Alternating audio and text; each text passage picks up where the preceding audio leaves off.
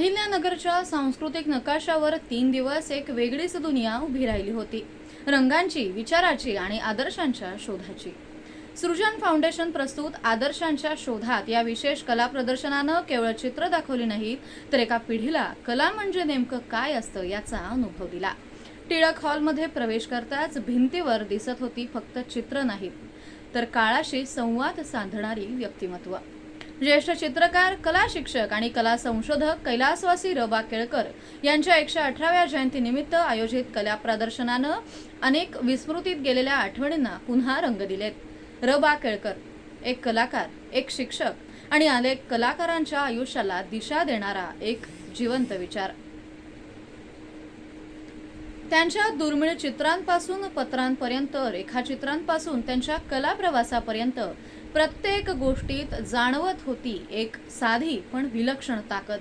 या प्रदर्शनात जागतिक स्तरावरील कलाकार क्लाइव्ह ब्रॅन्सन आणि भारताच्या आधुनिक कला विश्वातील दिग्गज एस.एस. रझा यांच्या कला प्रवासाचीही प्रभावी मांडणी करण्यात आली होती.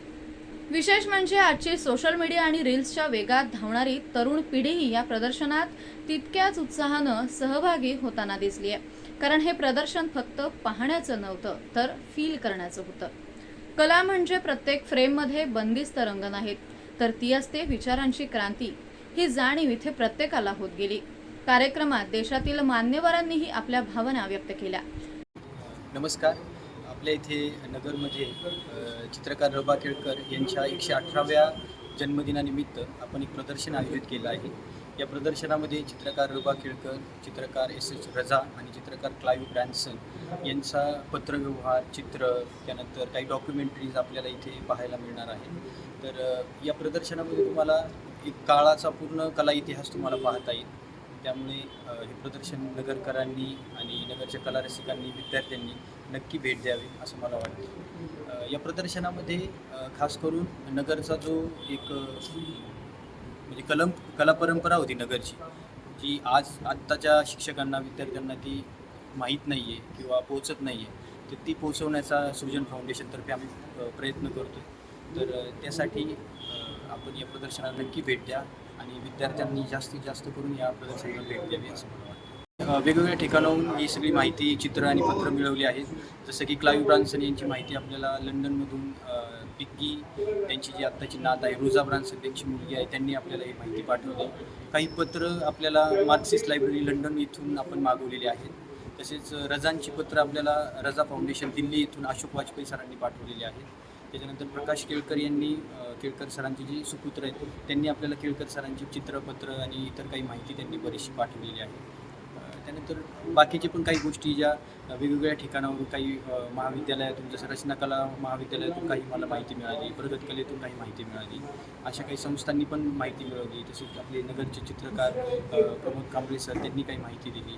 अशी वेगवेगळ्या ठिकाणाहून जेवढी काही माहिती मला मिळवता आली, सगळी माहिती, चित्रपत्र, फोटो आणि डॉक्युमेंटरी ज्या काही आहेत त्या आम्ही सगळ्या इथे प्रदर्शित केलेल्या आहेत.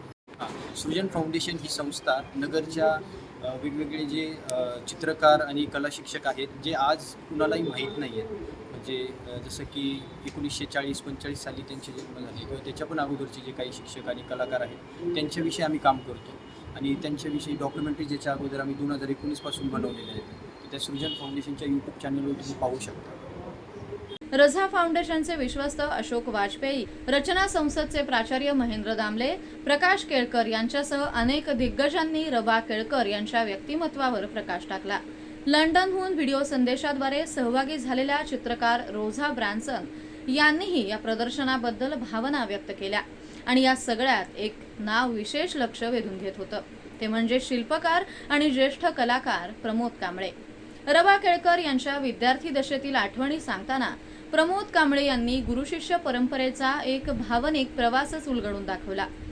गुरु फक्त कला शिकवत नाही, तो जगण्याची नजर देतो. ही भावना त्यांच्या शब्दातून स्पष्ट जाणवत होती.